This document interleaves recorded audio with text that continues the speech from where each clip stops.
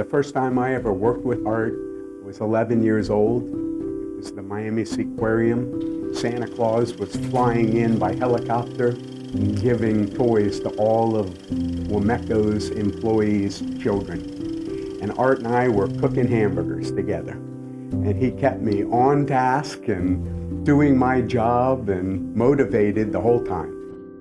Arthur was always an upbeat, gregarious person, but his passion, partly because of his Brooklyn upbringing, before he moved down and went to Miami High, and before he went to the University of Miami, was his passion for everything to do with the University of Miami, his passion for education, his passion for football and sports and dealing with the Orange Bowl, and then giving back. My father's had a passion for the University of Miami in many different ways that I've seen manifested my whole life. I can tell you my favorite color is green, my second favorite color is orange.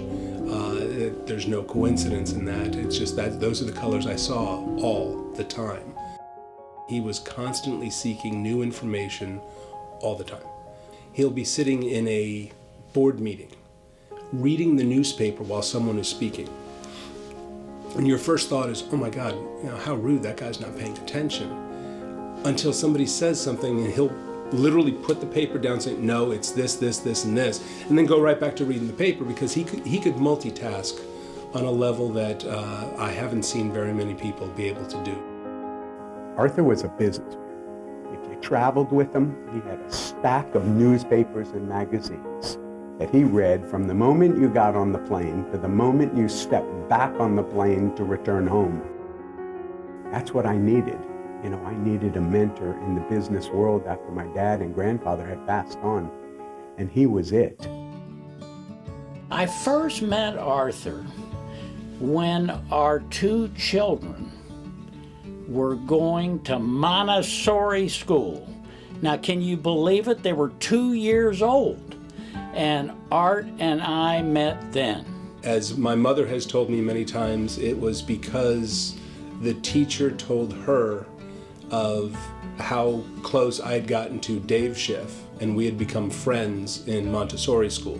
Whenever I needed support, it could be a person we're adding, a piece of equipment we didn't have the money, Art would come up for it. My father would do somebody a favor. So now this person owes him a favor. Somebody else comes to him with a problem. Well, I know someone I can put you with. He would constantly take favors owed to him and pass them on to somebody else. And it was this daisy chain of paying it forward that he spent his entire life doing.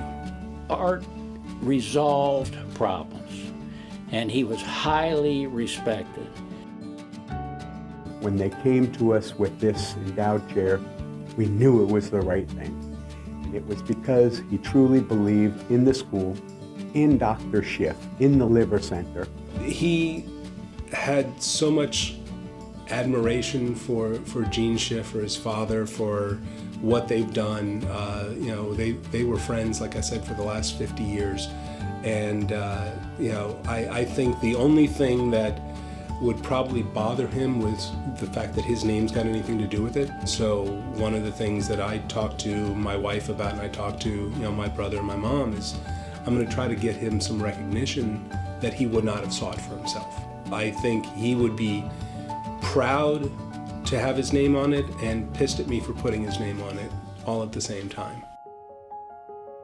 When I moved, my daughter was 9 years old.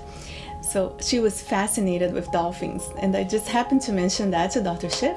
He said immediately, you gotta go to the Miami Sea Aquarium. My great friend Arthur Hertz will get you in. He will give her a good experience. You have to go. I said, okay, I'll take her. And indeed, when we went, not only did we could get into the Miami Sea Aquarium, but he gave her this VIP experience with photo shoots and then swimming with the dolphins and then a tour. She felt so special. Receiving this chair is a tremendous honor to me.